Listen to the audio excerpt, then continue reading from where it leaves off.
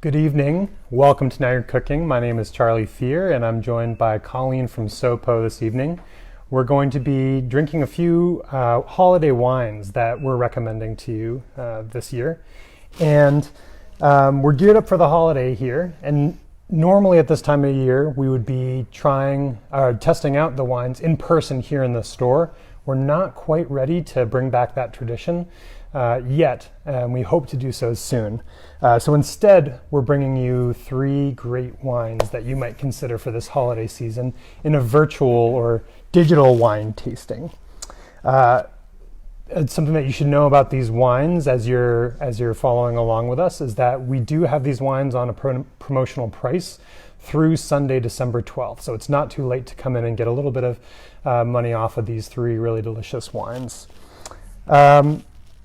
So without further ado, we're going to jump right in. What are we starting with, Colleen? Yeah, so we're starting with sparkling wine. It's called Kush, and it's actually short for Kushgarian, which is the name of the gentleman who kind of started this project. His name is Vahe Kushgarian. Kind of a cool thing about this wine, in addition to it just being really yummy, it's actually has a main connection. So the Kushgarian family, Vahe's now ex-wife was a teacher at Lincoln Academy in Damariscotta. So his kids kind of grew up in the Mid-Coast and have really strong ties to Maine. So that was one of the reasons why we brought it in. Awesome. So why are we drinking bubbles? Why do we think delicious bubbles this time of year? So bubbles are great always, and bubbles are especially great during the holidays. Obviously New Year's, but with sparkling wine, it's not just celebratory, although we do have lots to celebrate now that we can kind of gather safely again. But sparkling wine generally goes with a lot of different food items too. You can have it to start, to finish, throughout. And so this one is really nice, and I'll let you try it. Excellent. If you'd like. That's what we're here for. Yeah, right? It's a tasting. And hopefully people at home are tasting too. So pour some in your glass and let's kind of get started. Obviously very foamy. So for someone new to drinking sparkling wine or bubbly, what sort of things am I looking for? What kind of terms do I maybe want to throw out there so it maybe sounds like I know what I'm talking about? Yeah, so there are lots of different types of sparkling wine, but generally trying to figure out what kind of sparkling wine you like. So there's Prosecco, there's Cava, there's Champagne, of course. But then when you get into kind of the nondescript sparkling wines like from Armenia or from California or anywhere else, without that kind of specific label to it or sense of place, I think a lot of the key terms that you could use is like brut or extra dry, which actually extra dry is actually sweeter than brut.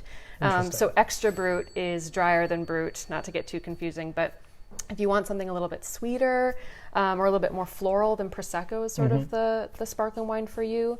But if you want something a little bit fuller, a little bit more mineral, and a little bit more racy, then maybe a Cava and some Champagne. And so this kind of falls into that realm. But the nice thing about Kush too is that it has a little bit of the aromatics of a Prosecco. So it has kind of that floral tone. So it smells really, really lovely. And when we say brut, what is that referring to? It's referring to the sugar content. Okay. Yeah. So it's specific to the sweetness of the wine. So brut is actually, it's generally even drier than like a gin and tonic. Okay. So if you want something a little bit sweeter, then kind of find the extra dries or, the like demi-sec or doux. Those are going to be like dessert wines. But so I'm looking for, if I want sweet, I'm looking for extra brut, demi-sec, which means demi-dry, right? Demi-sec. Or semi-dry. Yeah. But it's a French term, but it does mean that there's a lot more residual sugar, which also doesn't necessarily mean that it's sticky sweet, because you have to think about acidity as well. But then we can go into the realm of champagnes and all of that, and it gets really complicated. But brut is really safe. If you want something generally just a touch sweeter, maybe Prosecco is the option for you. So what are we experiencing with this one? Yeah, so I think it's fairly dry. Again, I get a lot of aromatics off the nose. You get really nice fine bubbles as well, and it's kind of this clear straw, almost a straw color. And the cool thing about Kush is that, so the whole project is to preserve the ancient varietals. So Armenia seems like a strange place to grow wine, but actually it dates back like 6,000 years. And actually, right next to where the vineyards are, there's actually a cave called Areni 1, excuse me. And in that cave, that's where archaeologists have found the largest winery to date. Oh, wow. Which is really cool. So there's a rich history, but Vahe Kushgarian's kind of mission is to preserve those ancient varietals and preserve the tradition of making wine. Awesome. And so, yeah, it's just a really cool project, and with the main connection, and because it's just really quaffable, I'll let you try it. I'll stop talking. I love that word, quaffable. Quaffable. Let's quaff some. All of these let's are quaff quaffable. some Kush. Yeah.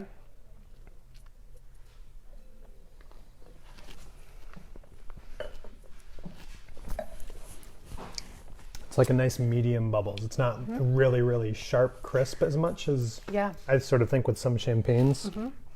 And it's got a good sweetness to it. Yeah. It's I like to think about the sweetness in this particular wine not really as like candy sweetness, but more like ripe fruit. So like white flowers, not like starburst. You know, it's not sticky. It's not cloying to your mouth. It's really, really lovely. And I think that people that really love Prosecco and people that really love Champagne, like if they want something a little bit nuttier or brioche, I think that this would kind of appease a lot of people. And that's kind of the idea behind all three of these wines is, for holiday wines, especially with the December holidays, because there are so many, and it's not like Thanksgiving where, there's usually a set food group where it's like turkey stuffing, cranberry sauce. Christmas or Hanukkah, everything's a little bit different. So my idea is to kind of keep things really broad and have just one really nice sparkling wine, one really nice white wine, and one really nice red wine. Really versatile, broadly appealing wine. Yeah, crowd pleasers. Crowd pleaser. I like that. Yeah. For sure. I hate to not. I'm going to take one more sip and then I'm going to Here's pour to the you guys rest in at here. home. Cheers. You get to, just go to bed after this. Well, I guess it's only like 5:15. Oh. Well, embrace the hygge. Get cozy. Yeah. All right. Let me see. Did I have any more questions for that one? Didn't have any more questions there. So we're moving on to another white wine, our Chardonnay. And this one, you're going to tell us a little bit about it, but it's from California. And one of the big questions that we get when people come in looking for wine, specifically Chardonnay, is they're falling on one side of this fence of the oaky or non-oaky Chardonnay. Yeah. Tell me a little bit more about that spectrum and where this wine would fall along that spectrum. Yeah, so this is generally unoaked, it's safe to say. If there's any oak, it's neutral oak. And for people that might not know what neutral oak mean, it just generally means that the oak barrels have been used over and over again. So they're less likely to impart a lot of flavor. And some of those flavors people really like, and some of those flavors people don't like, hence why they're always on the fence. So with an unoaked or neutral barrel Chardonnay, or just white wine, you're not getting a lot of those vanilla tones. And so you're getting less creme brulee, you're getting more, especially in this wine, more like lemon tones, like lemon verbena. It's a little bit higher acid. So unoaked, more French Burgundy style. Okay. So for the Francophiles out there, this is a really, I think that you'd be really happy with this wine. So I don't have to travel across the Atlantic to find some Burgundy style it's right here. Chardonnay. Yeah, it's Sonoma Coast, and it's actually made by a really beautiful husband and wife team. And so they're sourcing fruit from kind of all over Sonoma. And kind of the difference between Sonoma and Napa, they're kind of nestled right next to each other. Right. But Sonoma is actually twice the size as Napa, Okay. which is sort of an advantage because then you have a lot more variety in terms of soils, composition. So this is really pretty, and the weight isn't too thick either. So I like to describe the weight of a wine because a lot of people don't really know what that term means. But when you think about skim milk or 1% milk or 2% milk, whole milk cream, you can kind of imagine the weight of that liquid in your mouth. So that really oaky, super oaky Chardonnay is going to be like whole milk, if not cream. Yeah. And some people love that. And I can get into that too. But for people that are on the fence about Chardonnay in general, I think that this is a really good stepping stone into Chardonnay to kind of explore what Chardonnay can do. Because there are some awesome oaky, buttery Chardonnays out there. But I think for people that don't like that, this is something that they will enjoy. Yeah, I don't think I would say I don't like that. I think I get nervous sometimes about the experience I'm having with that really oaky one. So I'm excited to get into this one. Yeah, and I think too, like, this is a little bit more food friendly, you know, because I think, you know, oaky Chardonnays, there's like a certain place in a certain meal. Although I will say there's no real rules in terms of food pairing. Like, if you want a Cabernet with white fish, do it, do it. But these wines, again, are just supposed to be just really nice bottles that you can have at the table that I think a lot of different people and a lot of different palates will enjoy. So as we're trying this, I know you said no rules, but what would you, and I'm going to take a sip as you answer my question. What would you pair with this wine? Yeah, so anything from like turkey or chicken, I mean, even ham, latkes, if that's on the table. You know, I'm drinking this wine while I'm cooking too, so cheese platters, anything that you're nibbling on, deviled eggs, shrimp. This would go really well with some latkes. Yeah, I can picture it. And with cooking. Yes, for sure. And the kush too. I mean, you should have wine for the meal, but then also for while you're cooking. It's like a good rule of thumb. Cooking fuel. Yes. Yeah.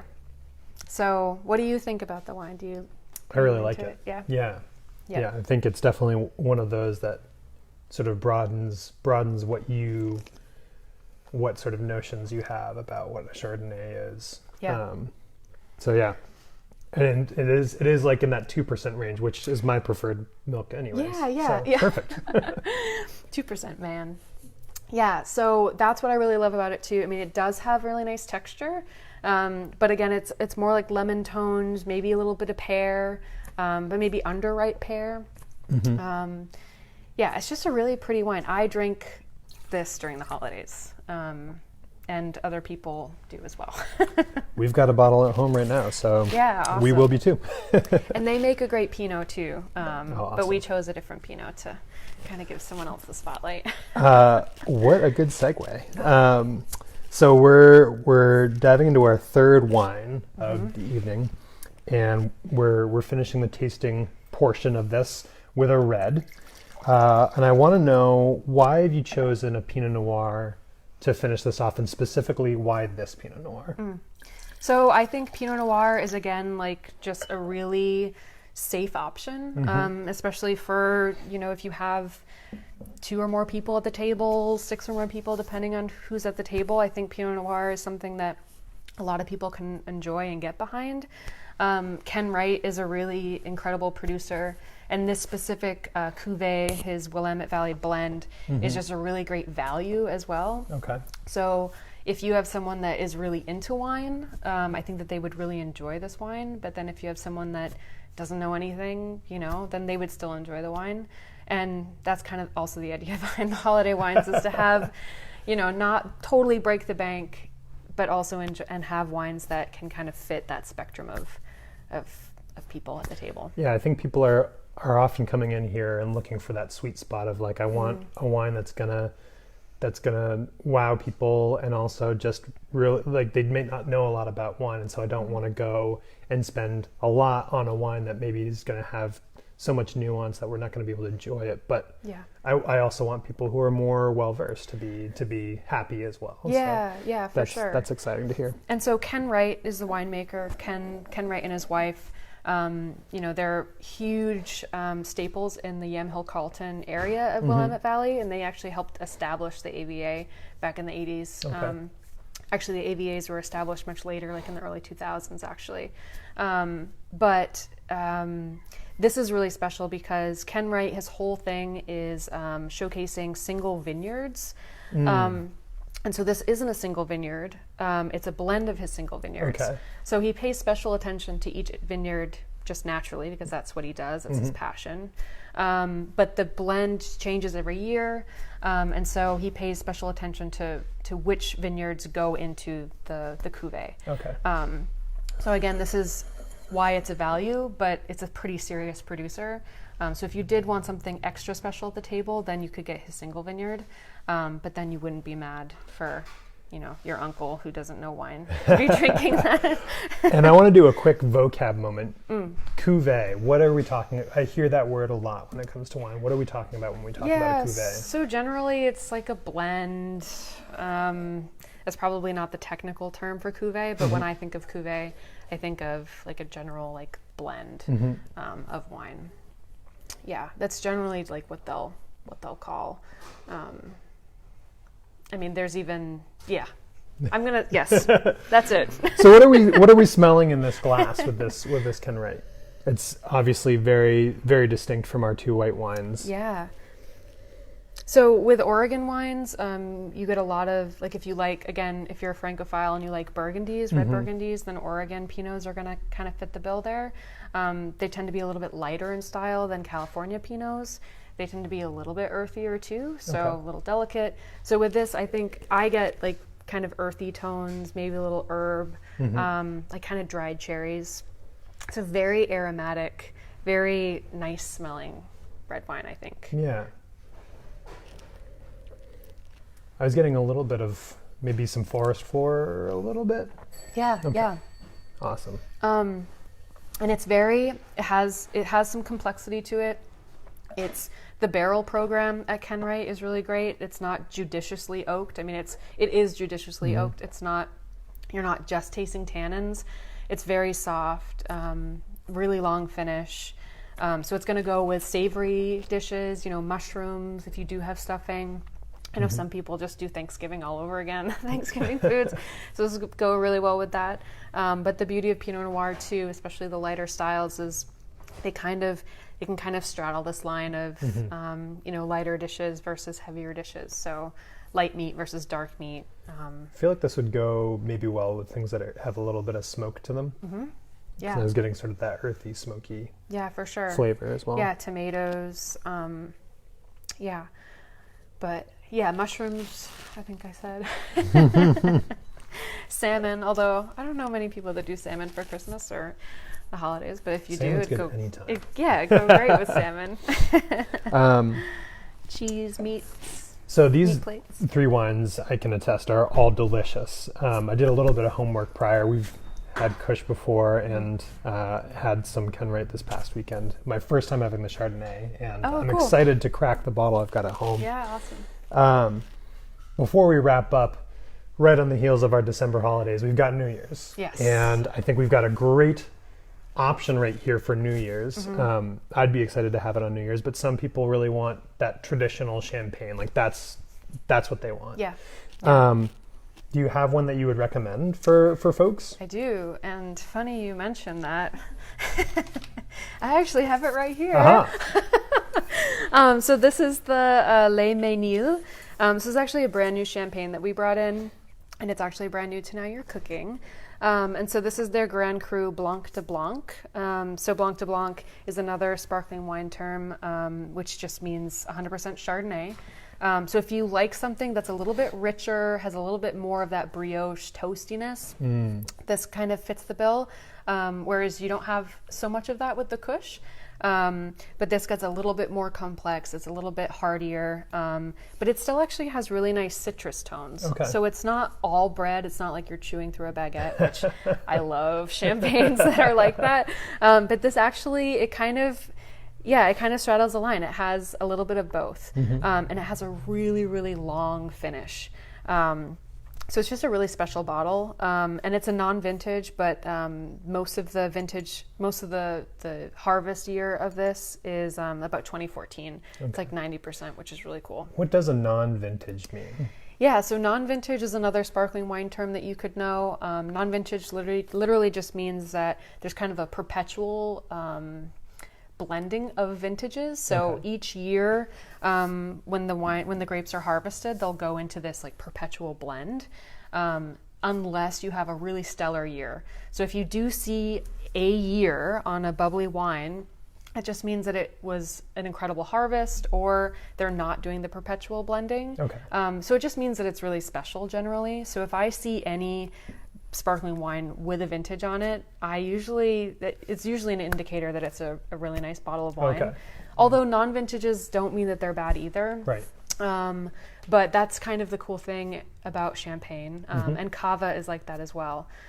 So you're getting the wine that you're drinking is actually usually a blend of vintages that sometimes date back like 20 years.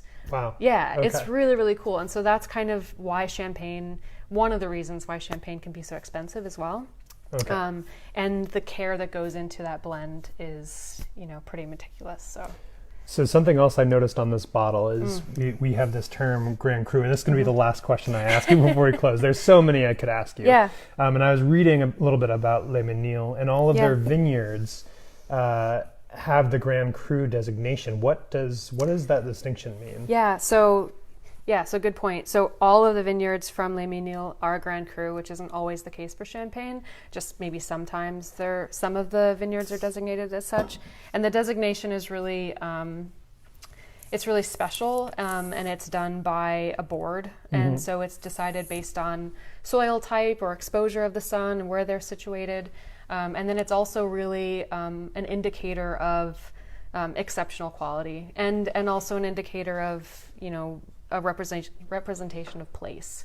And so this is actually, it's grown in the Côte de Blanc, and it's named that because of the Chardonnay that grows there. And it's kind of in the heart of Champagne. And actually, Les Menil is actually an area specifically within the Côte de Blanc. So it's a designation of, it represents that it's really. What did you say? It's a great representation of the appellation? Am I using the terms place, correctly? Place, yeah. Awesome. Yeah. Yep. Well, I want to say thank you again for coming in and drinking some wine with me tonight and teaching me some new things about wine. As you plan your wine list for these December holidays and for the new year, don't hesitate to drop in and ask us some questions. Give us a call. We would love to help you find, if it's not these wines, we have lots of other wines that we can help you find as well. As I mentioned, these 3 wines right here, not this one unfortunately, but these 3 wines are on that special promotional price until December 12th, Sunday. And then I also want to remind folks that we do have a special case price. So you can come in, and if you're having a big New Year's party and you want 12 Kush, you get 10% off of those 12 Kush, but maybe you have 12 different wines you want to try. You wanted to go on an adventure around the world. You can have 12 individual wines in this box, still that same 10% off. So thank you again for joining us. We hope you'll come and pick up these really delicious wines, and we look forward to seeing you soon.